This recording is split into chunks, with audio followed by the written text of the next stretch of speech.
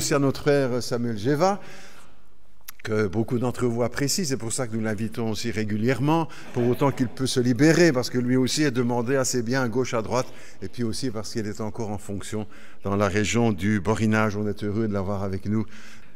Bienvenue aussi à chacun, les habitués qui sont là chaque dimanche aussi régulièrement, d'autres qui reviennent après un temps d'absence.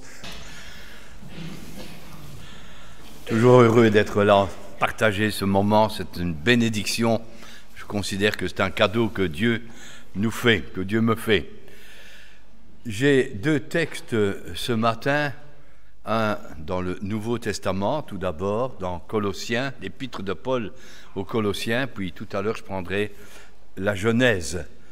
Colossiens chapitre 3, avec un passage qui est connu, que j'ai déjà lu plusieurs fois pour moi-même, et puis brusquement, quelque chose m'interpelle, me pose un petit problème, et je partage cela simplement avec vous.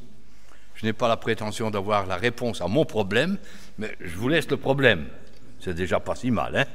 Et puis, si vous avez des solutions, on peut y réfléchir ensemble. Colossiens chapitre 3. Si donc, vous êtes ressuscités avec Christ, cherchez les choses d'en haut, où Christ est assis à la droite de Dieu. Attachez-vous aux choses d'en haut, et non à celles qui sont sur la terre, car vous êtes morts, et votre vie est cachée avec Christ en Dieu. Quand Christ, votre vie, paraîtra, alors vous paraîtrez aussi avec lui dans la gloire. Je prends simplement ce passage parce que nous sommes enfants de Dieu, j'ose le croire, nous sommes ressuscités avec Christ, morts avec Christ quand il était sur la croix, nous sommes en Christ et nous sommes morts avec Christ, mais nous sommes ressuscités avec lui. Et nous sommes invités à chercher les choses d'en haut. Là, ça me pose déjà un premier problème. Comment est-ce que je dois faire pour chercher les choses d'en haut? Qu'est-ce que c'est les choses d'en haut? Et puis, mon problème va encore un peu plus loin. Attachez-vous aux choses d'en haut et non à celles qui sont sur la terre.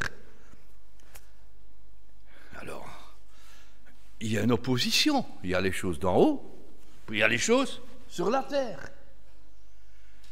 Le problème, c'est que je suis sur terre.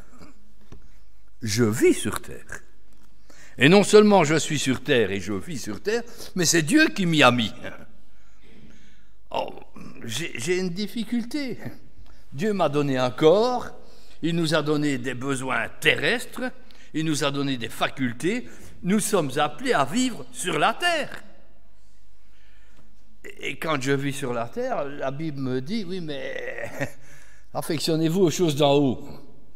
Vous voyez mon problème?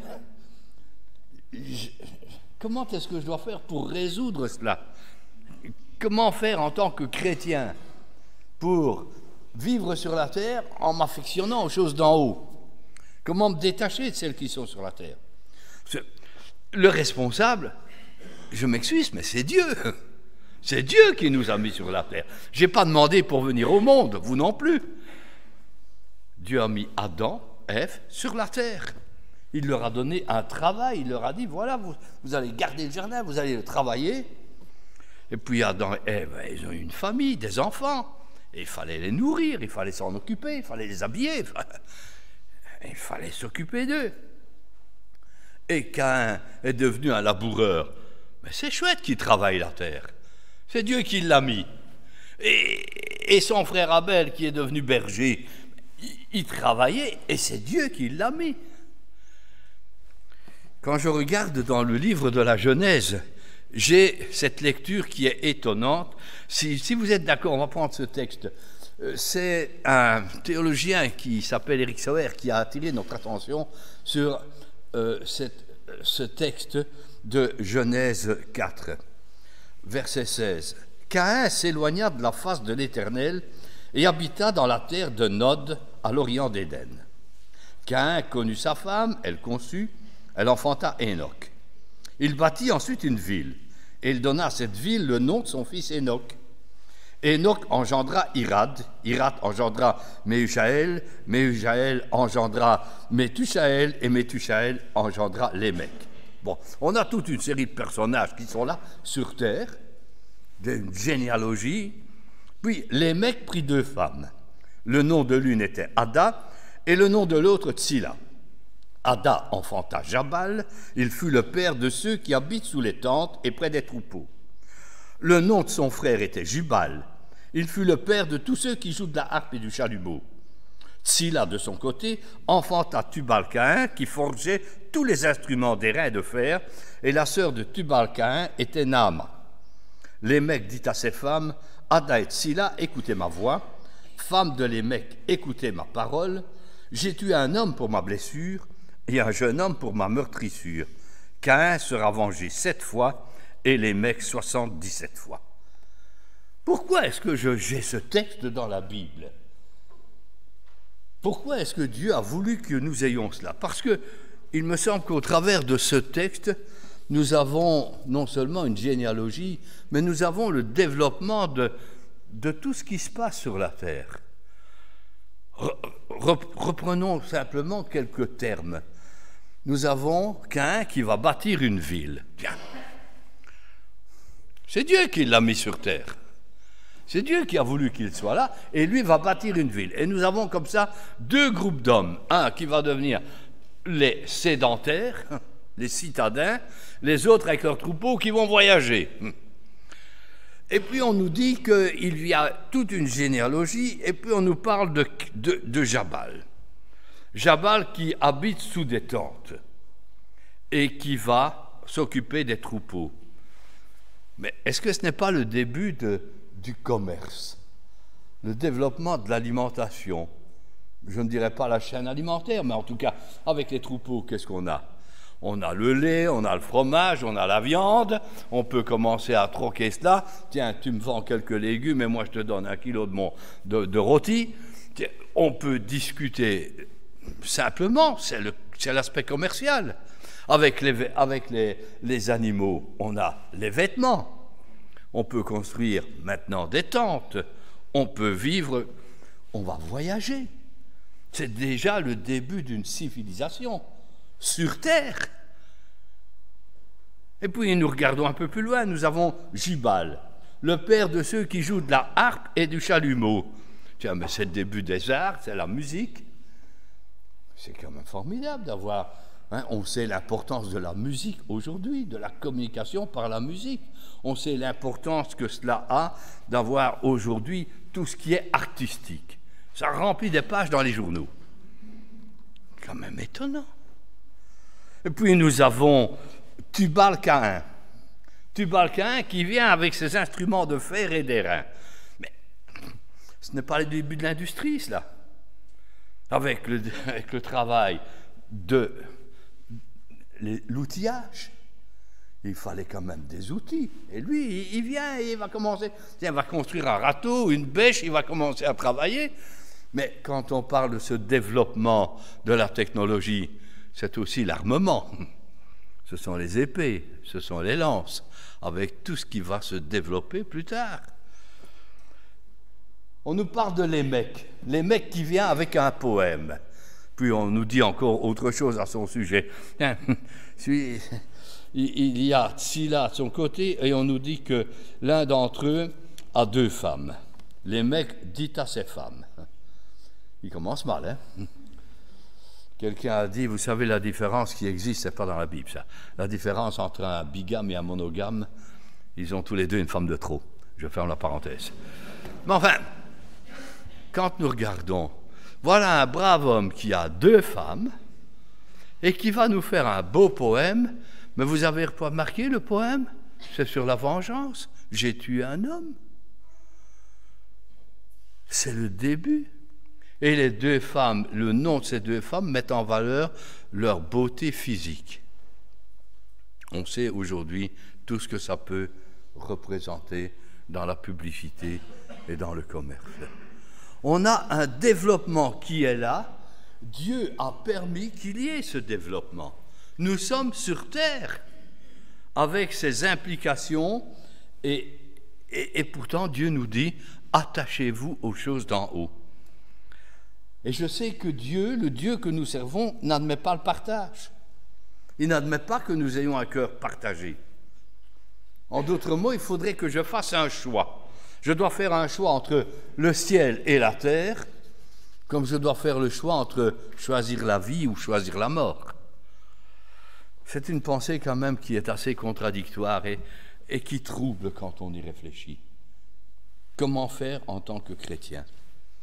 Peut-être que nous devrions alors revenir à une question fondamentale. Finalement, qu'est-ce que je vais faire de ma vie ? Est-ce que je vais jeter ma vie tout entière dans l'avenir, ou est-ce que je vais l'engloutir dans la vie présente ? Qu'est-ce que je fais de ma vie ? Et si je réfléchis encore un peu plus loin, je vais me dire, oui, mais je peux me concentrer sur l'éternité. Je vais m'occuper de mon salut. Je vais m'occuper des choses spirituelles, formidables. Oui, mais le problème, c'est que je suis sur terre. Il faut bien que je paye mes impôts, il faut nourrir ma famille, il faut que je travaille, il faut... J'ai une vie sociale. Et puis, soyons honnêtes, il y a quand même un charme dans cette vie. On s'y plaît. C'est qu'on est bien sur cette terre, malgré tout. L'apôtre Paul le réalisait. Il nous disait aussi que lui trouvait 2 hommes en lui, et puis qu'il était partagé entre le désir d'aller près du Seigneur, ce qui est de loin le meilleur, et en même temps de rester sur terre. Nous sommes tous d'accord que ce serait formidable qu'on aille tous au ciel. Mais on va quand même quitter les nôtres, hein. Il y a quand même la vie. Il y a quand même ce que nous aimons. On a une contradiction, et cette contradiction, elle fait parfois souffrir les chrétiens, parce qu'ils ne savent plus où ils en sont. Nous avons besoin d'être rectifiés dans notre façon de voir. Nous avons besoin de comprendre que notre Dieu est un Dieu d'équilibre. C'est un Dieu d'harmonie. Et Dieu veut établir un équilibre entre les choses d'en haut et les choses d'en bas. Regardons 2 types de personnes. Le premier type de personne que je veux voir, c'est pour nous faire comprendre que Dieu ne veut pas tuer l'homme. Il veut le régénérer, il veut le transformer, il veut rectifier sa façon de vivre. Voilà un premier homme qui, pour lui, ne s'occupe absolument pas de Dieu. Dieu, ça ne compte pas. L'éternité, il n'y pense pas. Les choses d'en haut, il s'en fiche. Lui, c'est « je profite de la vie, je profite de la terre, mangeons, mourrons, demain, mangeons et buvons, demain nous mourrons. » C'est vite réglé. C'est une façon de mentir parce qu'on fait taire la voix qui nous dit « il y a l'éternité ».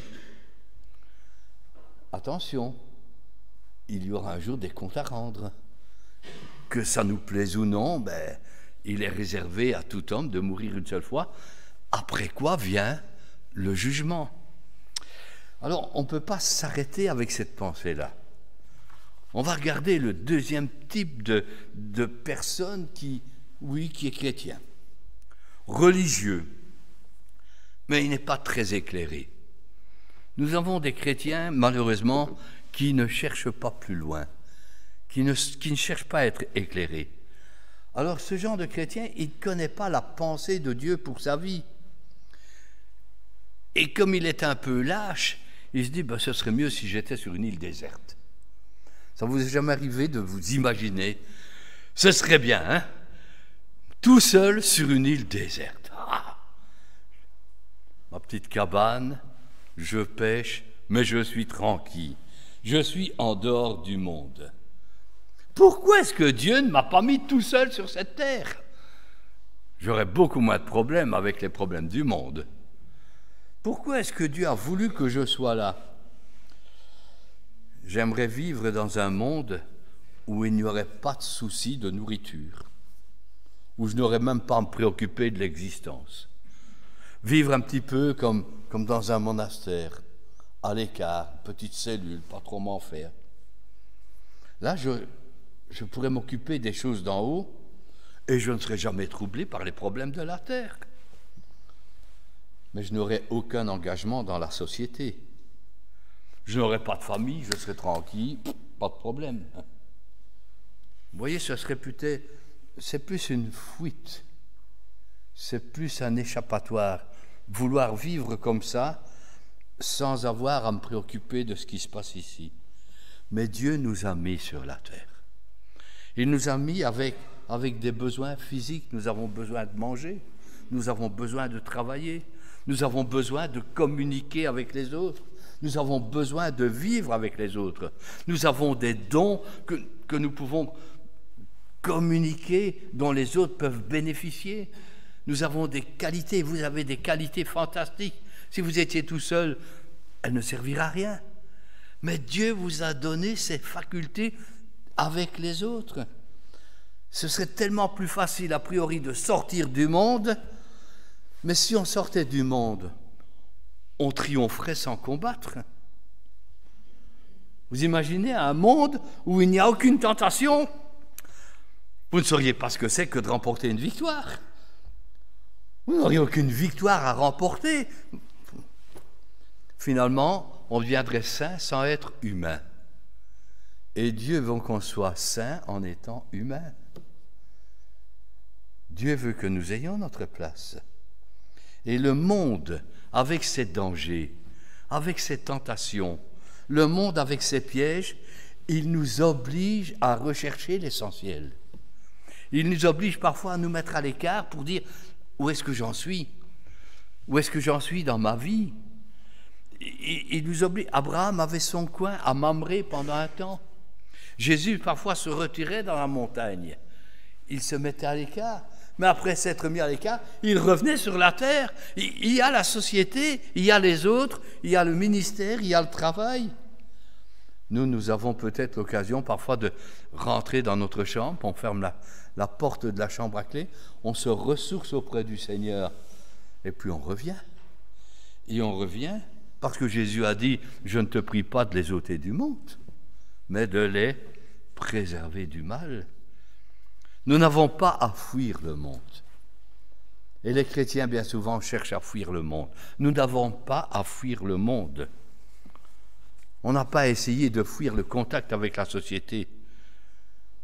Nous avons à être des chrétiens dans le monde, à être des témoins du Seigneur dans le monde. Nous avons à remporter des victoires sur nous-mêmes dans le monde. Même, imaginez, vous êtes sur une île déserte. Il n'y a personne, il n'y a rien.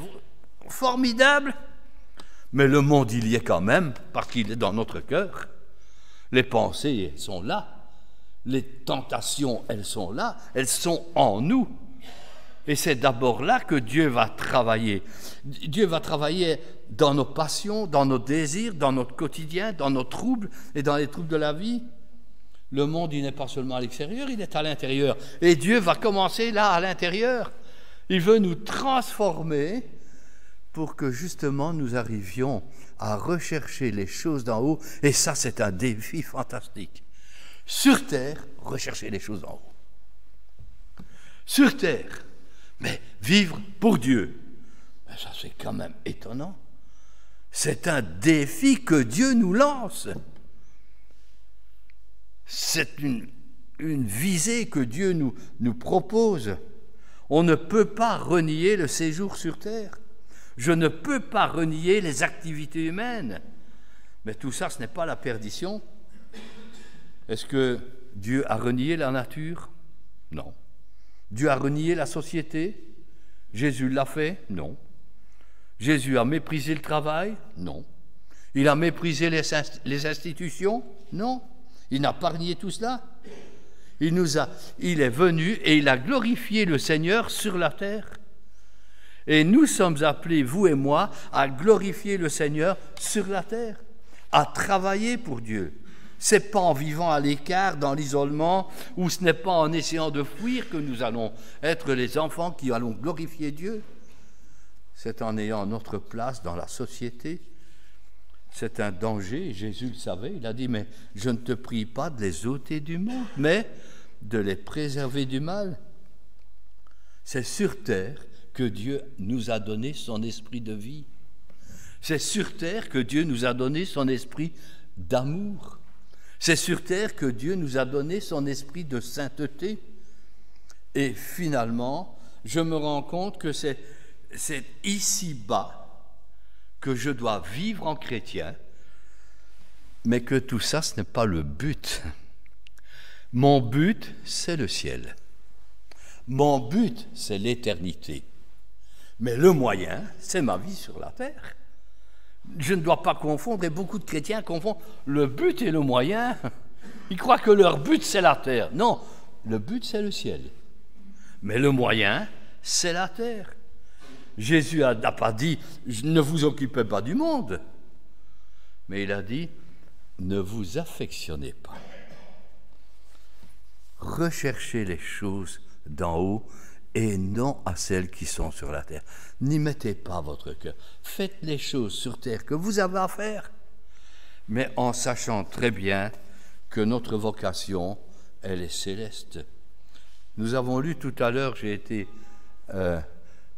reconnaissant que notre frère lise le psaume 119. J'attire votre attention sur le verset 19. « Je suis un étranger sur la terre ». Et l'apôtre Pierre dira exactement la même chose. Nous sommes des voyageurs, nous sommes en transit, nous sommes en route vers la patrie céleste. Et c'est ici-bas sur terre que nous voulons travailler, mais en sachant qu'un jour on va tout lâcher pour aller vers le Seigneur. Nous recherchons les choses d'en haut, mais en étant ici-bas. Le danger, c'est que nous risquons de vivre pour nous-mêmes. Nous risquons de vivre en nous imaginant qu'on va passer notre éternité ici-bas. Et on investit ici-bas, ici-bas, ici-bas. Allez. Et vous savez comme moi, quand vous aviez beaucoup quand vous êtes venus sur Terre, il a fallu qu'on nous mette un lunch. Quand on est arrivé, on n'avait rien. Et quand on va partir, vous êtes d'accord avec moi? Nous ne sommes que des voyageurs. Nous ne sommes que des étrangers. Et nous ne voulons pas vivre pour nous-mêmes ou en fonction de la terre, mais nous voulons vivre pour Dieu en fonction de l'éternité. Et à partir de ce moment-là, je vais comprendre pourquoi je vis. Je vais donner un sens nouveau à ma vie. Quand je ne m'occupe pas de Dieu, quand je ne m'occupe pas de l'éternité, qu'est-ce que je vais laisser à la fin de ma vie? Des regrets, des remords. À quoi bon vivre? Je suis venu sur terre, je n'ai pas demandé, on m'a fait travailler, je fais ceci, je fais cela. Qu'est-ce qui va rester à la fin? Mais si je suis un enfant de Dieu racheté, alors je vais réfléchir que j'ai un monde meilleur qui m'attend. Et je vais vivre ici en sachant très bien que je vais tout quitter. Je vais investir autrement. Je vais vivre autrement, parce que je sais que aujourd'hui, demain, le Seigneur peut nous reprendre. Et je vais avoir cette perspective d'une vie avec le Seigneur. Reconsidérer les choses pour savoir ce qui est compatible avec le but que Dieu nous propose. Reconsidérer notre vie pour savoir ce qui est essentiel avec notre service, avec l'utilisation de nos biens et de notre temps. On sait très bien qu'on est sur terre, mais nous sommes là pour aimer Dieu. Nous sommes là pour aimer notre prochain. Nous sommes là pour servir. Nous sommes là pour glorifier. Et si nous avons de l'amour pour le Seigneur, nous allons être sensibilisés pour rechercher les choses d'en haut sans nous affectionner aux choses d'en bas. Que Dieu nous aide à reconsidérer nos voies. Amen.